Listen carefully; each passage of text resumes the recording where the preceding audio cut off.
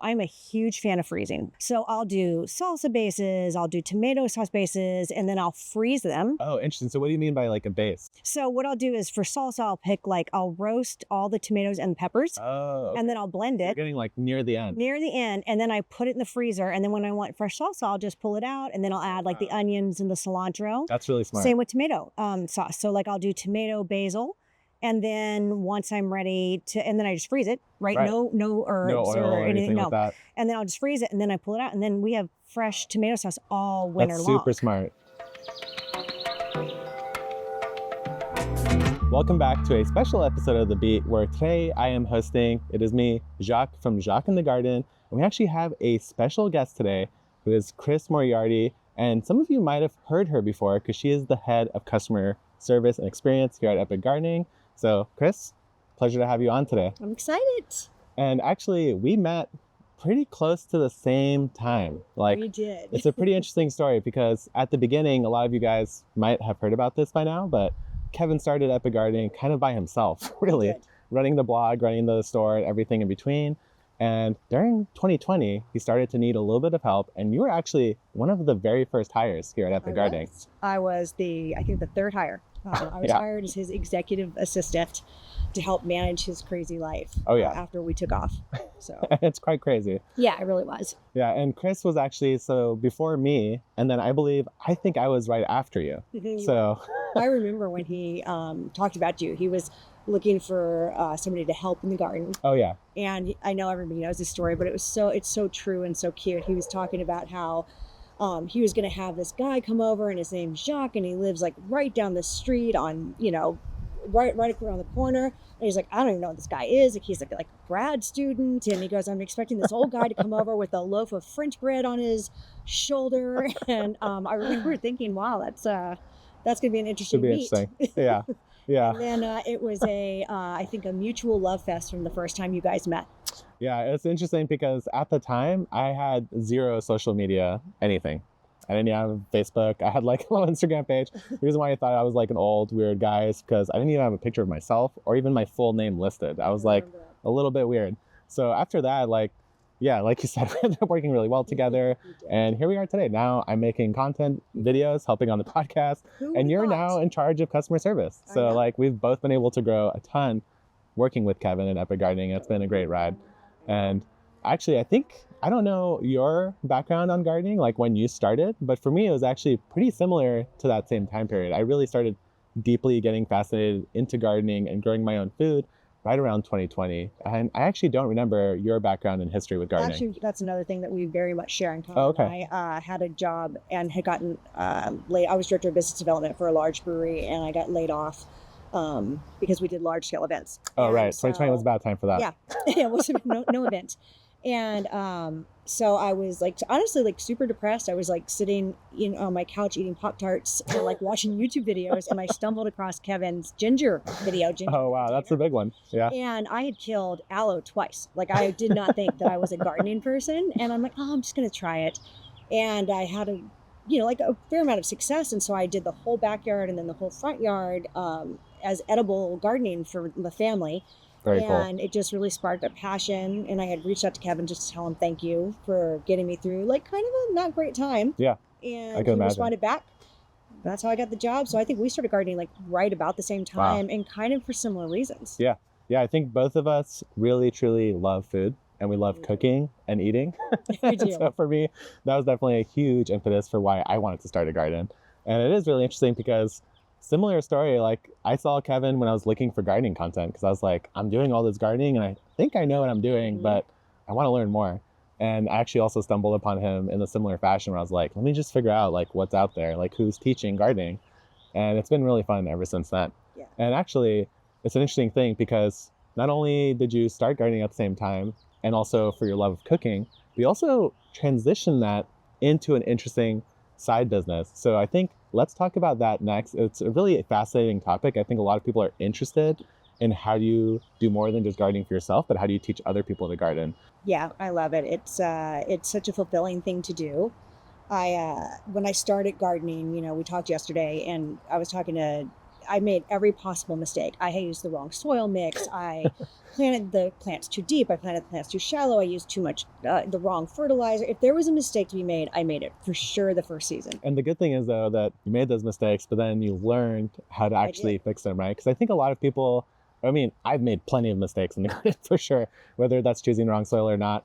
But moving forward is like the important part, not getting demoralized. And that's probably what you help out a lot with. Well, I honestly think that mistakes are a blessing in the garden because that is really how you learn. And I mean, no one makes the same mistake twice. You just don't. There's too much at stake. Yeah, sometimes I do, but but I started helping friends who wanted to start gardens during that same time. Very cool. And so it's a hot topic. And well, there's so much conflicting information out there, and people really don't know what to do. And so one of the things that I kind of specialize in, I have a little company called Grow a Little Garden, and I specialize in helping new gardeners start with raised bed gardening. Okay. Because to me, I feel like that's super foolproof. Like if you're controlling the environment, you're almost guaranteed success if you go through some very simple steps. And so I started helping friends doing that. And then they had really successful gardens. And so a few of them had suggested like, hey, like maybe you ought to, do that as a little bit of a side hustle. Yeah. And I love doing that. I love teaching someone how to grow their own food. I mean, it's super satisfying. There's nothing more fulfilling than going out to your garden and grabbing stuff and then being able to come in and like whip up an omelet, or it's so simple like, things. The nurturing part of you where you get to like, feed your family and it's healthy. It's just everybody can grow a garden, even if you have the smallest space, right? If you can fit a grow bag somewhere, you can grow your own food. And that's what I'm really passionate about, is just helping people, no matter what level they're on, get started and get started successfully. And it's like one of those interesting things because like for me, like it's the same feeling because I get to teach people, but I'm doing it over like video and things like that. But it's so satisfying whenever people write in and they're like, hey, like you've really helped me out through different times. Like my garden looks wonderful. I feel better. It's just very satisfying. And even when people like family and friends and come over and they're asking you questions or giving them advice, maybe you're going over to their place, it just feels good. Like it feels like you're passing on not just information, but like a skill that will help them in the long term. It's very worthwhile. And I think it's also interesting that you brought up, like when you started it, you did it around raised bed gardening, and it's easier for a lot of different reasons, right? It is. So like when I started in ground, and I discovered a lot of different challenges with that, especially when you're surrounded by trees.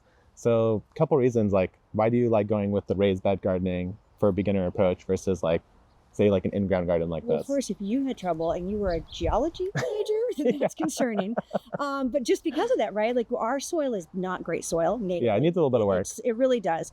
So it's just the most full. You can start a raised bed or a grow bag garden in a day. Yeah. You build the bed, and it doesn't even have to be expensive. You don't have to have a big raised bed. You don't have to get it perfect the first time. Or you can. There's so many different ways. So it works within any budget, which I love. Yeah. And then as long as your soil mix, that's what my biggest advice to people is, like, make sure your soil is right to start with. And then if it's right to start with, then you're going to be set up for success. Yeah. So you get them the right soil mix, and according to their space, you make sure it's placed correctly. It's such a foolproof way to garden, and it eliminates so many frustrations for people. A lot of things that we hear in CX is people that are frustrated because they had a failure. Right. And it kind of eliminates that. I know so many people that have quit gardening because it didn't go it's disheartening. I actually did it like years ago. Where I just failed, and I was like, well, I have a black thumb. Obviously I have a black thumb. And no one has a black thumb. No. They just don't have the right information. Yeah. And I think, and I agree, because like I think one of the other things that's interesting about raised bed gardening is you are limited in a good way. Like you know exactly how much space you have. Yeah. And now like whenever I'm trying to plan out a garden like this, it's like very intimidating because I'm like, where do I put this? Where do I put that? But maybe you start off with a couple beds, you nail that, and then you can slowly expand over time. Yeah. And I think the other thing that's interesting, like if you are interested in maybe spinning up something like this, you started with like family and friends. And from that, I'm guessing you went word of mouth. I went word of mouth. And my full-time job is obviously Epic, absolutely. so I don't have a ton of time. Yeah. So it's mostly referral based, and I just love it. And I can even do it. I'll even do it remote. I have a couple of clients that are in different states. Wow. And I'll just like Zoom it and, get a soil sample and kind of go that route. But it's just, I love doing it. It's such good work to do. And it's so worthwhile. That's awesome. And what do you think is like the biggest challenge overall that you face when you're teaching people how to garden? Like, one of the biggest challenges that I have seen is when people have so much, because you're successful with a raised bed, right? Yeah. And so they don't know what to do. Like, they have all this extra food and they feel bad wasting it. And so that's actually another thing that I do with my company is I help like teach people like how to like store, freeze, use like things, even like carrot tops, you know, like we really don't have to waste anything in the garden. And you were just telling me earlier that you actually hate one particular style of preserving food. I hate canning so much. That's what I haven't tried. Tedious. And it always happens in summer, right? Right, when you have all the stuff. So it's 1,000 degrees here, and then you're standing over boiling water. I bought all the stuff for canning. Oh, okay. And I just donated it all last year. I'm like, I'm never doing this again. I feel like I tried. Actually, I forgot. I have canned once, and it was with Kevin. He got like a electric canner thing, and we made a zesty salsa recipe. And I was like, oh, you know, that was definitely like some work, but it wasn't as much as I thought. But I could definitely see it being overwhelming when you're trying to do a bunch, because like we did a lot of work to get like 2 jars of salsa. And you have to be so careful. Yeah, that's the scary thing. I mean, that's the thing. Like, it goes awry. There's no gray area. In canning. No. So what do you do instead then to try to get around that?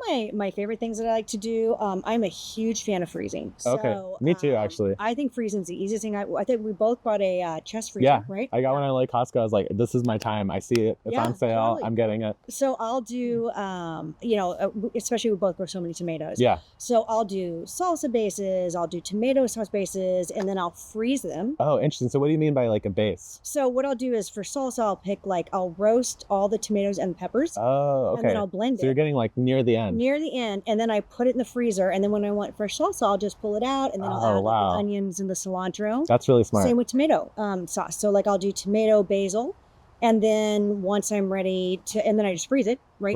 No herbs. No oil or anything like that. And then I'll just freeze it, and then I pull it out, and then we have fresh tomato sauce all winter That's super long. smart. So you do like a lot of that front work, and then you just have to finish it, but it's very quick at that point. Right. It's basically that's really smart. Sauce, right? That's cool. That you're just that you know where it came from, and it's fresher and healthy. See, I'm like way more basic in the freezer right now. Right now, I could tell you what I have in there. I have a quart bag of frozen chunks of rhubarb that I've been slowly collecting because it doesn't love San Diego. I have like 2-gallon bags of chopped leeks when I grew way too many leeks. Those are handy, but it's not really that forward thinking like you are. And then I have a bag of Roma tomatoes, which I just freeze whole. That's like the thing I've done in the past, because when you freeze them whole, I don't know if you've tried that, but then you just put them in a little bit of water and the skin comes off. Oh. And then you can make a sauce. All right, that's so it's good. Like slightly doing a little bit of work behind it, but your method actually makes a lot more sense. Well, you know what else I love doing is I love, you know how like we both love to cook, and so you've got like whatever, like all your onion peels and your garlic. And so I freeze all that in a Ziploc bag, and then I make vegetable broth for everything, very smart. like all my soups and everything. So I make a vegetable broth, and then I freeze it. Yeah. And then when I am making soup or chili or whatever, I just pull it out. Ready to go. That's awesome. That way you're not wasting any of that stuff. Yeah. You know, so. Have you tried drying stuff before? Have you gotten into that? Beans. Beans. Okay. So I do. I love string beans so much, and so I don't broad beans. Oh, like broad beans, fava beans. Yeah. And so I've done the method. I forget what it's called, but it's where you have like a needle and thread, and then you string it and dry it. The whole green bean. The whole green bean. So is it like are you picking the green bean like you're eating it fresh? Like not. So you pick not like big seeds. Yeah. No, you pick. You do the whole bean. Okay. And then you like string it up, and then you dry it. Oh, and interesting. So once it's dry, then it lasts for like a year and a half. That's cool. And then you just reconstitute it. Yeah. I mean, I don't think I'd make like green beans like a side. Yeah, like just straight green beans. But for like stews or anything like that. Oh, that's really cool. Use of it. And so I do that in herbs. I dry a lot of herbs and peppers. Yeah, peppers is actually something I did for the first time last year, because we end up having too many peppers at some point, and we kind of get overwhelmed. And so this time I was like, you know what? I'm doing something about it. I cut them up. I put them in the dehydrator. They took longer than I expected, first of all, to dry, but then I dried them all, and I made my own paprika, and it was insane. It was so good, because I didn't just like do just red peppers. It was just everything I had. It was just a blend of peppers, and it was like the most unique like pepper powder I've ever had in my life. We are big fans of pepper, but we've talked about that one shop that we go. Oh yeah. It was better than that? It was better than that, because I had like a few spicy peppers. I had a bunch of sweet ones, so I had like way more complexity mixed in. And I was like, how have I waited this long to do this? And now I'm super sad because I'm out. So this year I'm planning on doing way more. Way more than that. A lot of people, like, they'll see like the peppers are dry and then they toss them. Right. And like you just. That's true. You don't have to you could just set them aside and finish drying them.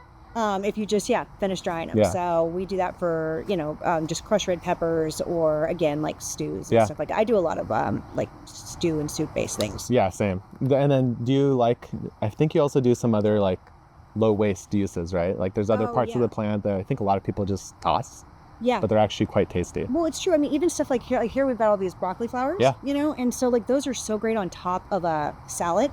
They are surprisingly tasty, actually. They're so tasty, Like- right? And they Like, look look how so tender pretty. that is. Like, it's not And that woody. I know.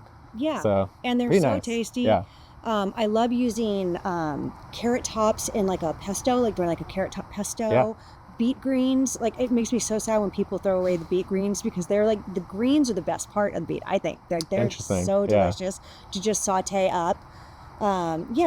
There's just no reason, even like with the chicken eggs, right? Like Yeah. we've talked about how you can like roast the chicken eggs and then grind it so that you can give them calcium. Yeah. So Yeah, I've done that one. I feel like there's almost nothing in the garden that you have to waste. Yeah, that's true. There's a lot of weird things that are edible, but maybe aren't that delicious, but are still worth exploring, I think. Like even the leaves of a sweet potato plant, for example, like you could saute them and eat them as greens. Really? Yeah. So it's like, and they could be pretty I'm gonna prolific. try In that. the summertime, you get tons of greens off of them. What does it taste like? It's kind of like spinachy, I would say, Really? is like the closest analogy I could give Oh, it. I'm so yeah. excited yeah. to try So there's that. another one. But yeah, a lot of really interesting ways to preserve food, and different kind of, like the chimichurri using the carrot green tops, I think is another fascinating thing.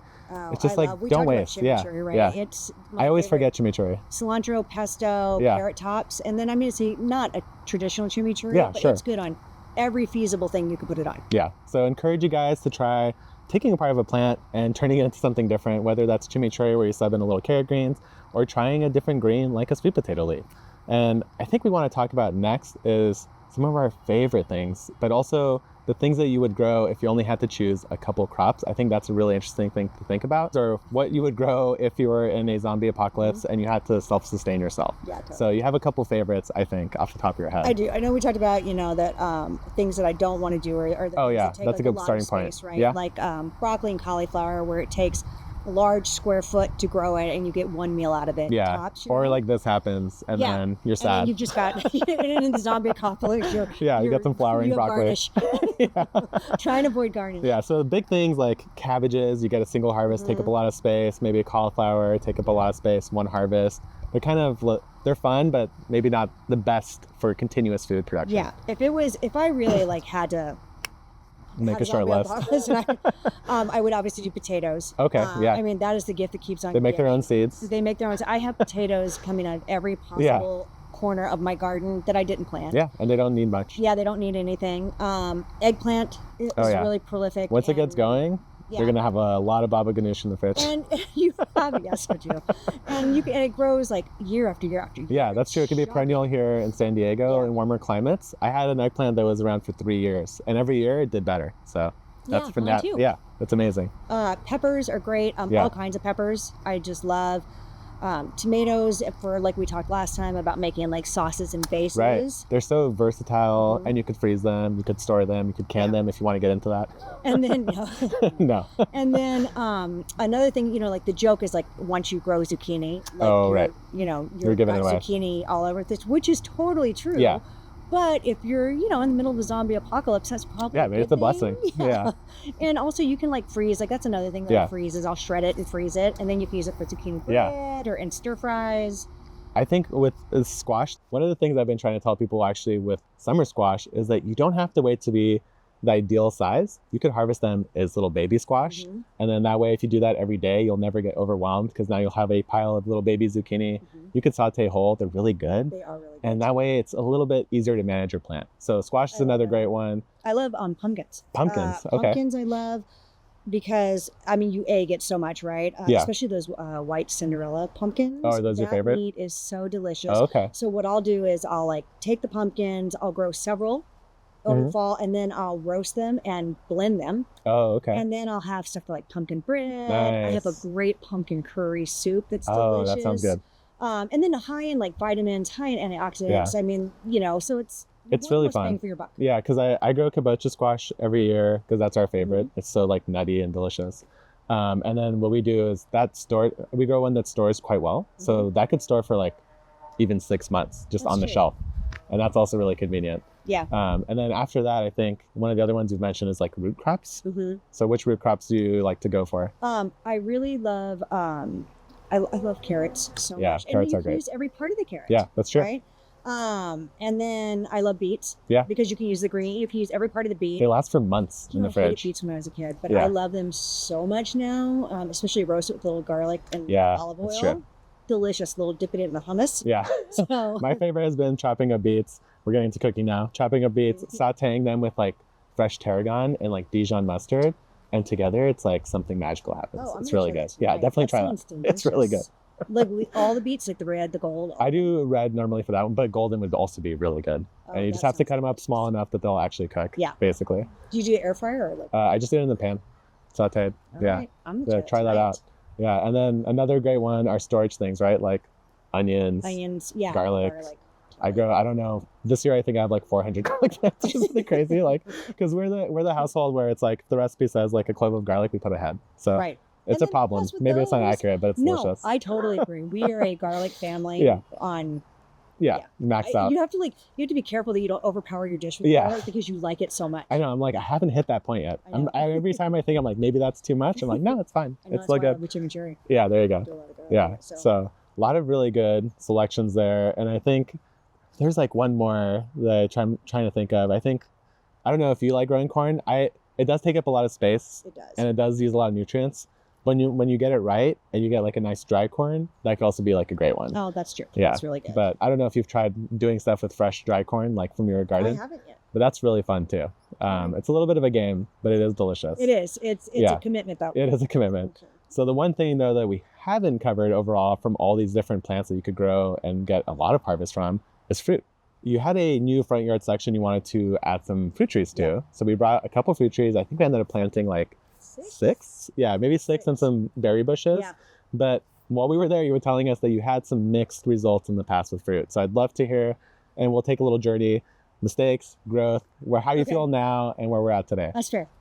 So it's funny because if gardening is so specific for each thing, That's and true. so I feel like I'm a pretty good gardener. Yeah. So I'm like, we have a hill in the back, Yeah. so we're gonna grow some fruit trees up there because it's kind of wasted space. So we get the fruit trees, we get the bare root fruit trees, we order them from one of the vendors online, and we get them and we plant them. We had no idea what we were doing at all, and so I think we ordered 7 fruit trees. Okay. It's a decent start. And it would have been, if we had done it right, it would have been a decent start. And out of all the 7 fruit trees, the only tree that grew, which was an accident, we obviously just accidentally planted it right, was a donut peach tree, which Okay. was the best peach I've ever. That's like the one peach I think I haven't even tried yet. There I is see them and something nothing about better. them like throw me off. Like I don't know where to It start. is the best peach Okay. you can possibly have. Okay. I can't even express. Well, it do you to still have that tree? I do have that Okay, tree. maybe save me one Okay, this year and I I'll try it. Okay. Yeah, but so now I was just telling you earlier, we just have sticks up there. We have 7 sticks. Okay. and it's So peach. one success, others maybe not so much. Yeah, not so much. And then so what we did is we asked you what you wanted, and you love stone fruit like the peaches. I think we got you a cherry tree, Mm-hmm, a Meyer lemon, mm-hmm. and then we also put in from our nectarine. That's right, I forgot about that one. And then we're actually now selling live fruit trees, like live plants. They're And gorgeous. They're gorgeous. Yeah, we brought you one of the Texas Gorgeous. pink. I put one in my garden too. I already have a flower, so I'm leaving it. I do too. Oh, yeah. I I'm don't leaving have it. a flower. I have 1,000. Oh, flowers. really? Okay. It's crazy. We planted that like a month ago. Yeah. Yeah. It's insane. It is a nice thing when it is pre-potted rather than a bare root, Yeah. is that you don't have to wait for the root growth as much. So I'm taking the chance, I'm sure you are too, just for the ease of leaving the flowers and seeing if you get any fruit this Yeah, year. we talked about that. yeah. I was like, I already have blueberries. Oh, nice. I That's have awesome. Blueberries. That's cool. already, Yeah, which we is put in a insane. couple blueberry bushes. Yeah. So basically when we went there, Oh, we did a fig. a fig. That's right. Figs are great too because they just grow. They They do. don't need anything. And you could cut them down every year and they'll just grow back and there's produce just new so fruit. much you could do with figs. Yeah, that's true. Yeah, I think even the leaves, like people Yeah. have been using the leaves a Oh. lot lately. Yeah, I'll have to share a recipe with you for goat cheese wrapped in a fig Okay, leaf. I'm That's interested. delicious. Okay, nice. So, and then what we did is we took you through the beginner's perspective, right? Because you had that experience in the past. And now would you say that you're confident to plant, like if you were wanting to add a new tree to your yard?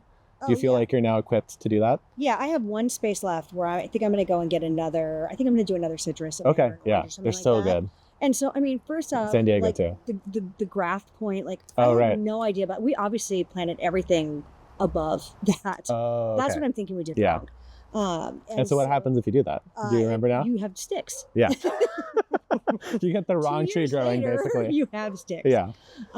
So yeah, no, I feel much more confident. I'm going to go and do that, I think, next week. Very cool. And I mean, just there were so many like nuances that I didn't know. Like, I had made the holes way too big. Like, I didn't realize that the depth that you could do. Yeah.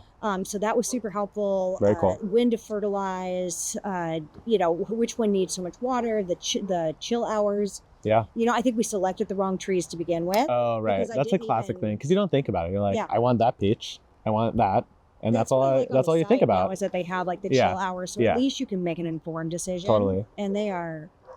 I have 2 multi-grafted trees. That's where one tree has multiple different varieties attached to it, which is really cool to think about. That's so cool. So a 3-in-1 peach, a 4-in-1 plum. I put 2 pears in because I've heard that homegrown pears are amazing, Okay. and I'm ready for that.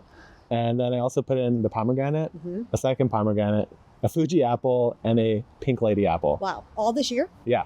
And so I'm going big on the fruit trees because, like we were talking about, when it comes to the other harvest, the cool thing about fruit trees is they have like a wide range of harvest windows. Yeah, like they you could get fruit in spring, in summer, and even in the fall. So it's like you have a nice variety of flavors and harvest throughout the year. The lemons are going to be on the tree for a long time. They're very convenient. So that's a really fun part of it too. And you can also like preserve like all Absolutely, those. yeah. Not canned, but like Yeah. you could freeze. Yeah. You can freeze it all, use it Yeah. all year long. Eat it fresh or make a like cobbler or Preserved whatever. lemons. Preserved lemons are delicious. The best. Yeah, I think people don't understand how good they are. It's so easy. Yeah. Like $18 in the I know. store. I and saw I'm them. I was like, it's just salt and it's lemons. just salt and lemons. It's the craziest thing. Yeah. It's like a gift you can give for Christmas. now. Absolutely. People are like, wow, it's Yeah, crazy. you really like me. Yeah. And then so now like you have the orchard in. What's the thing that you're like maybe a little bit scared of in the future? So when we planted the fig tree, Yeah. we had that fig tree in the back, and Kevin had mentioned that the fig tree, like the roots, Oh, yeah. spread really, and so there's structural damage that can happen. So we had to pull the fig tree in the back. So I'm a little bit just leery about planting like a tree that has a root system that might go awry. I see. So that would take some like research, I think, Yeah. just because you don't want to. There's like Here. the 2 off the top of my head are figs and mulberries, like white mulberries can be pretty bad.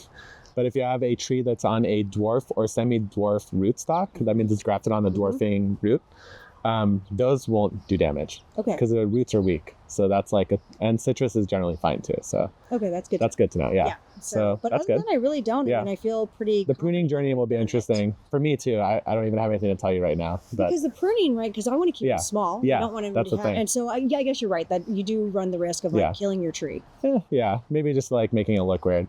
So maybe we'll come back in summer and see and do a little prune up, tune up there. But yeah, if you want to watch that full video of how to plant the orchard from start to finish from the perspective of Kris, that's going to be on the Epic Gardening YouTube channel. If it's not up now, it'll be up soon. It's been really fun talking to you like it always is, Kris. Always enjoy. Pleasure to have you on.